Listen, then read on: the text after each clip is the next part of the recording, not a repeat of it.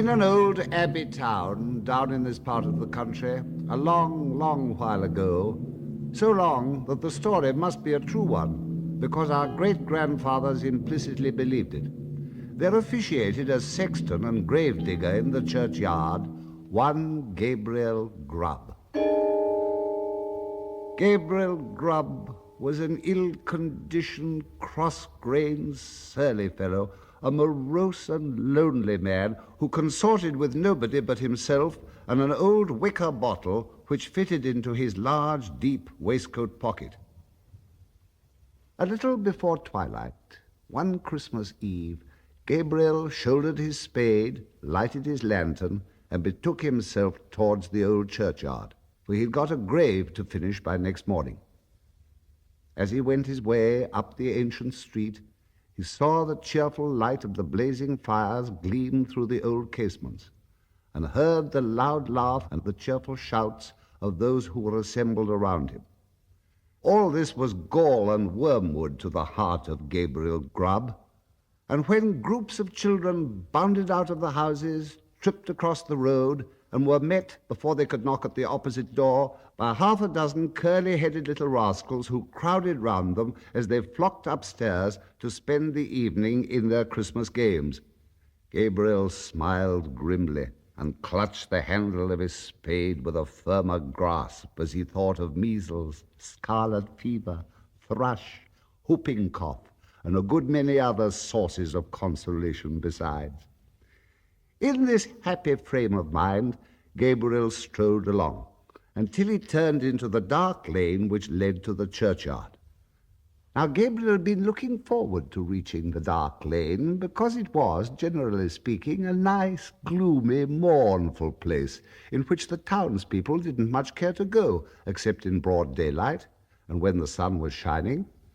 Consequently, he was not a little indignant to hear a young urchin roaring out some jolly song about a Merry Christmas in this very sanctuary, which had been called Coffin Lane ever since the days of the old abbey and the time of the shaven-headed monks. Gabriel waited until the boy came up, then dodged him into a corner, rapped him over the head with his lantern 5 or 6 times to teach him to modulate his voice. And as the boy hurried away with his hand to his head, singing quite a different sort of tune, Gabriel Grubb chuckled very heartily to himself and entered the churchyard, locking the gate behind him. He took off his coat, put down his lantern, and getting into the unfinished grave, worked at it for an hour or so with a right good will. But the earth was hardened with the frost, and it was no very easy matter to break it up and shovel it out. And although there was a moon, it was a very young one, and shed little light upon the grave, which was in the shadow of the church.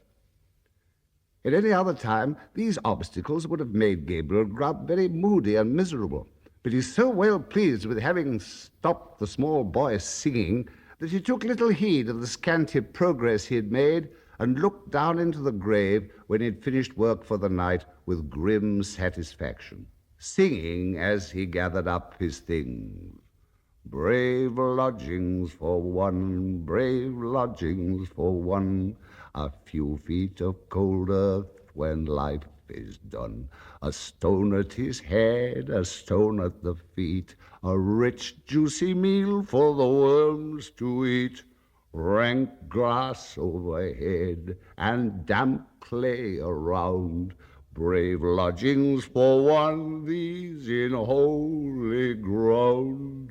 Ho, ho, a coffin at Christmas, a Christmas box. Ho, ho, ho. Ho, ho, ho, ho, ho. Gabriel paused in some alarm in the act of raising the wicker bottle to his lips, and looked around. The bottom of the oldest grave about him was not more still and quiet than the churchyard in the pale moonlight. The cold hoar frost glistened on the tombstones and sparkled like rows of gems among the stone carvings of the old church. The snow lay hard and crisp upon the ground, and spread over the thickly strewn mounds of earth so white and smooth a cover that it seemed as if corpses lay there, hidden only by their winding sheets. Not the faintest rustle broke the profound tranquillity of the solemn scene.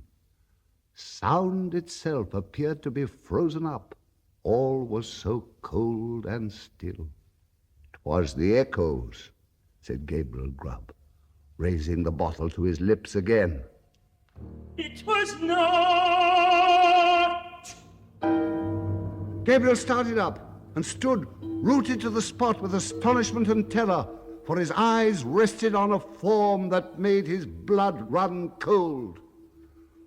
Seated on an upright tombstone close to him was a strange, unearthly figure. His long, fantastic legs, which might have reached the ground, were cocked up and crossed after a quaint, fantastic fashion. His sinewy arms were bare, and his hands rested on his knees. On his short, round body, he wore a close covering ornamented with small slashes. A short cloak dangled at his back, the collar of which was cut into curious peaks, which served the goblin in lieu of ruff or neckerchief. And his shoes curled up at his toes into long points. On his head he wore a broad-brimmed sugarloaf hat, garnished with a single feather. The hat was covered with the white frost. The goblin looked as if he'd sat on the same tombstone very comfortably for 200 or 300 years. He was sitting perfectly still. His tongue was put out as if in derision. He was grinning at Gabriel Grubb with such a grin as only a goblin could call up. "It was not the echoes." Gabriel Grubb was paralyzed and could make no reply. "What do you do here on Christmas Eve?" "I come to dig a grave, sir." "What man wanders among graves and churchyards on such a night as this?" "Gabriel Grubb, Gabriel Grubb, Gabriel Grubb, Gabriel Grubb." A wild chorus seemed to fill the churchyard, and Gabriel looked fearfully around, but nothing was to be seen. "What have you got in that bottle?" "Orange, sir," replied the sexton, trembling more than ever, for he'd bought it of the smugglers, and he thought that perhaps his questioner might be in the excise department of the goblins. "Who drinks Hollands alone and in a churchyard on such a night as this?" "Gabriel Grubb, Gabriel Grubb, Gabriel Grubb." "And who then is our fair and lawful prize?" "Gabriel Grubb, Gabriel Grubb." "Well, Gabriel, what do you say to this?" The sexton gasped for breath. "What do you think of this, Gabriel?" The goblin kicked up his feet in the air on either side of the tombstone and looked at the turned-up points with as much complacency as if he'd been contemplating the most fashionable pair of Wellingtons in all Bond Street. It's very curious, sir.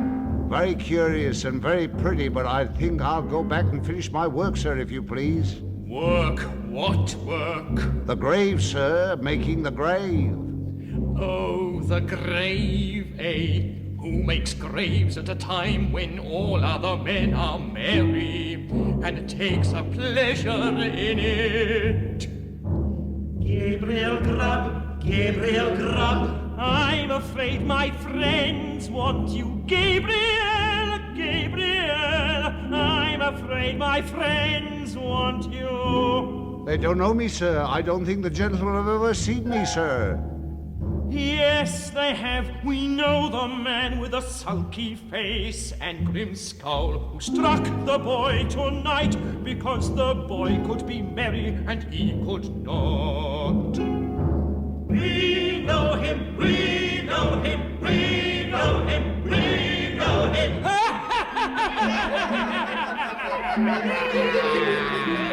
Here the goblin gave a loud, shrill laugh, which the echoes returned 20-fold, and throwing his legs up in the air, stood upon his head, or rather upon the very point of his sugar loaf hat, on the narrow edge of the tombstone, whence he threw a somersault with extraordinary agility right to the sexton's feet.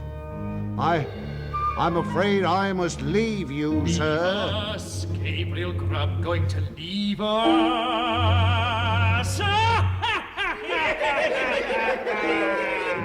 As the goblin laughed, the sexton observed for one instant a brilliant illumination within the windows of the church, as if the whole building were lighted up. It disappeared. The organ pealed forth a lively air, and whole troops of goblins, the very counterpart of the first one, poured into the churchyard and began playing at leapfrog with the tombstones, never stopping for an instant to take breath, but overing the highest among them, one after the other, with the most marvelous dexterity. The first goblin was the most astonishing leaper, and none of the others could come near him. Even in the extremity of his terror, the sexton could not help observing that while his friends were content to leap over common-sized gravestones, the first one took the family vaults, iron railings and all, with as much ease as if there'd been so many street posts. At last the game reached a most exciting pitch. The organ played quicker and quicker. The goblins leapt faster and faster, coiling themselves up, rolling head over heels upon the ground, and bounding over the tombstones like footballs. The sexton's brain whirled round with the rapidity of the motion he beheld, and his legs reeled beneath him as the spirits flew before his eyes. When the goblin king, suddenly darting towards him, laid his hand upon his collar and sank with him through the earth.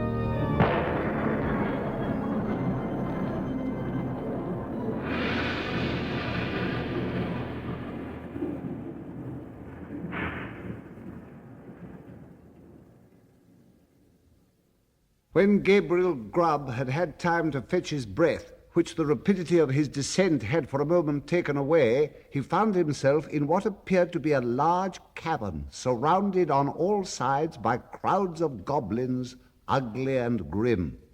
In the center of the room, on an elevated seat, was stationed his friend of the churchyard, who was apparently king of the goblins. Cold tonight, very cold. A glass of something warm here. At this command, half a dozen officious goblins, with a perpetual smile upon their faces, whom Gabriel Grubb imagined to be courtiers on that account, hastily disappeared, and presently returned with a goblet of liquid fire, which they presented to the king, whose cheeks and throat were transparent as he tossed down the flame. Ah, this warms one indeed. Bring a bumper of the same for Mr. Grubb. It was in vain for the unfortunate sexton to protest that he was not in the habit of taking anything warm at night. One of the goblins held him while another poured the blazing liquid down his throat. The whole assembly screeched with laughter as he coughed and choked and wiped away the tears which gushed plentifully from his eyes after swallowing the burning draught. The king leant forward, fantastically poking the taper corner of his sugar loaf hat into the sexton's eye, thereby occasioning him the most exquisite pain. And now, show the man of misery and gloom a few of the pictures from our great storehouse. Immediately, a thick cloud which obscured the remoter end of the cavern rolled gradually away and disclosed, apparently at a great distance, a small and scantily furnished but neat and clean apartment.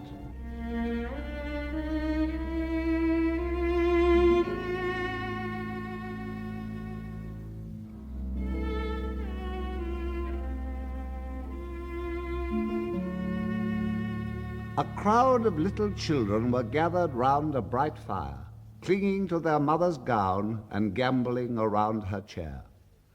The mother occasionally rose and drew aside the window curtain as if to look for some expected object. A frugal meal was ready spread upon the table, and an elbow chair was placed near the fire. A knock was heard at the door.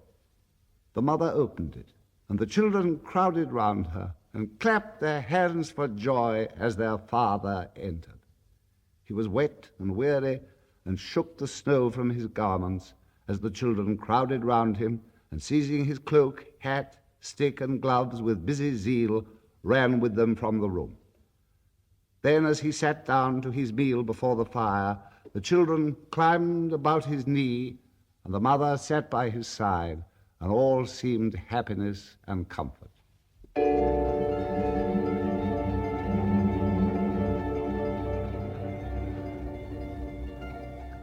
But a change came upon the view, almost imperceptibly, and the scene was altered to a small bedroom. Here the fairest and youngest child lay dying. The roses had fled from his cheek and the light from his eye, and even as the sexton looked upon him with an interest he had never felt or known before, he died.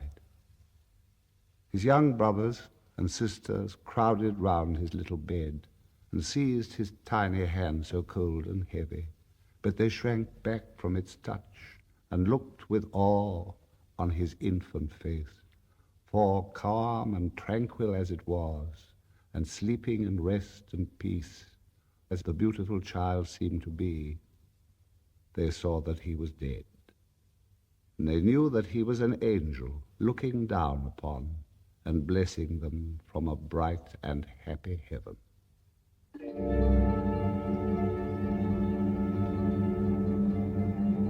Again the light cloud passed across the picture, and again the subject changed.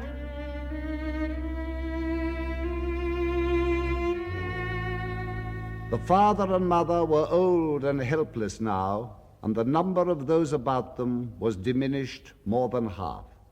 But content and cheerfulness sat on every face and beamed in every eye as they crowded round the fireside and told and listened to old stories of earlier and bygone days. Slowly and peacefully, the father sank into the grave, and soon after, the sharer of all his cares and troubles followed him to a place of rest. The few who yet survived them knelt by their tomb and watered the green turf which covered it with their tears, then rose and turned away, sadly and mournfully, but not with bitter cries or despairing lamentations, for they knew that they one day should meet again. The cloud settled upon the picture and concealed it from the sexton's view. What do you think of that? It's very pretty. You miserable man, you. The goblin appeared disposed to add more, but indignation choked his utterance, so he lifted up one of his very pliable legs and, flourishing it above his head a little to ensure his aim, administered a good sound kick to Gabriel Grubb, immediately after which all the goblins in waiting crowded round the wretched sexton and kicked him without mercy, according to the established and invariable custom of courtiers upon earth, who kick whom royalty kicks and hug whom royalty hugs. Show him some more.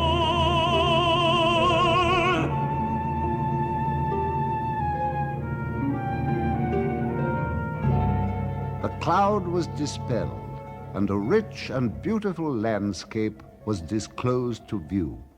There's just such another, to this day, within half a mile of the old abbey town.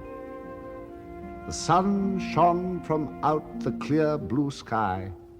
The water sparkled beneath his rays, and the trees looked greener and the flowers more gay beneath his cheering influence.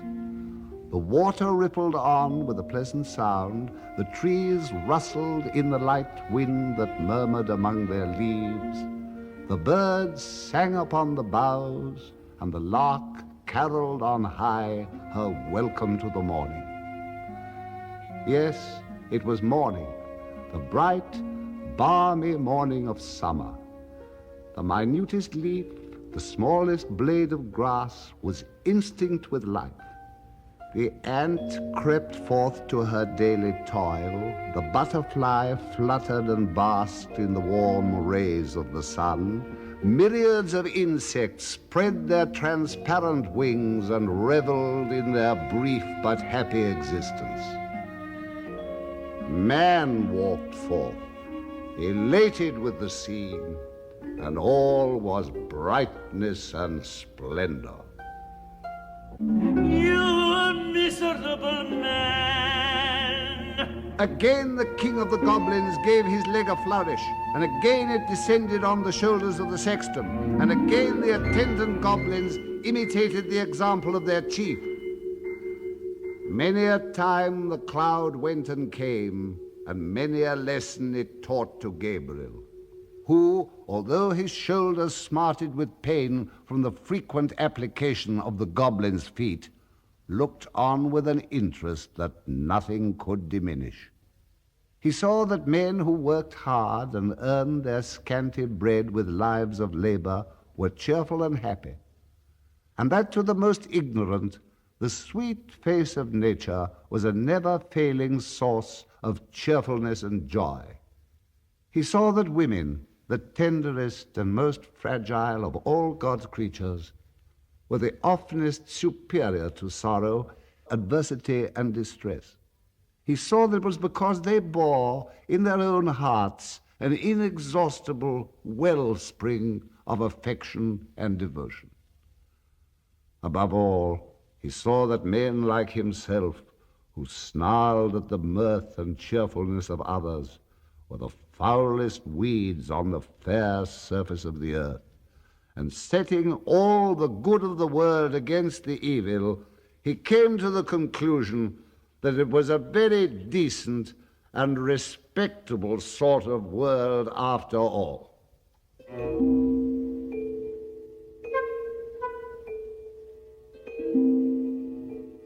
No sooner had he formed it than the cloud which closed over the last picture seemed to settle on his senses and lull him to repose.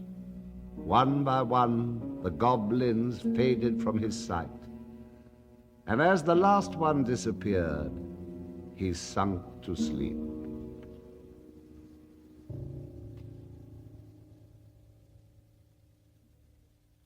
The day had broken when Gabriel Grubb awoke and found himself lying at full length on the flat gravestone in the churchyard, with the wicker bottle lying empty by his side and his coat, spade, and lantern, all well whitened by the last night's frost, scattered on the ground.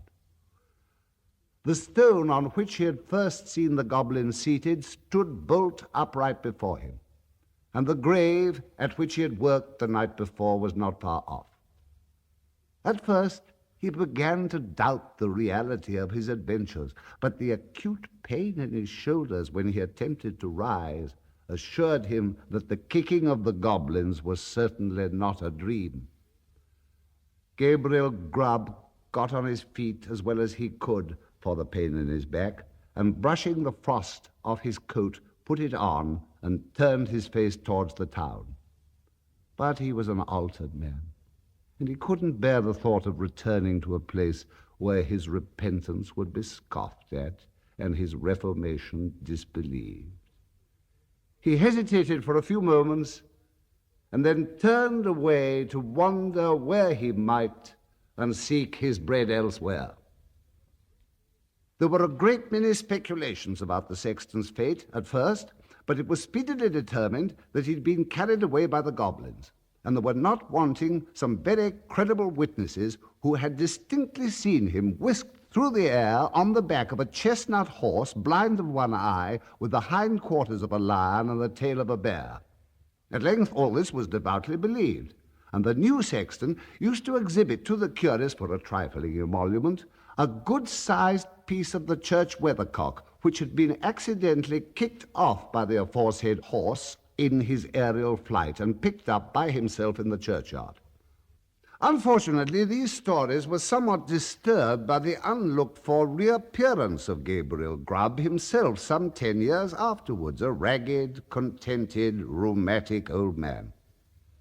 He told his story to the clergyman and also to the mayor, and in the course of time it began to be received as a matter of history, in which form it has continued down to this very day. The believers in the weathercock tale, having misplaced their confidence once, were not easily prevailed upon to part with it again. So they looked as wise as they could, shrugged their shoulders, touched their foreheads, and murmured something about Gabriel Grubb having drunk all the Hollands and then fallen asleep on the flat tombstone, and they affected to explain what he supposed he had witnessed in the Goblins' cabin by saying that he'd seen the world and grown wiser. But this opinion, which was by no means a popular one at any time, gradually died off. And be the matter how it may, as Gabriel Grubb was afflicted with rheumatism to the end of his days, this story has at least one moral, if it teach no better one. And that is that if a man turn sulky and drink by himself at Christmas time, he may make up his mind to be not a bit the better for it. Let the spirits be never so good, or let them be even as many degrees beyond proof as those which Gabriel Grubb saw in the Goblin's cavern.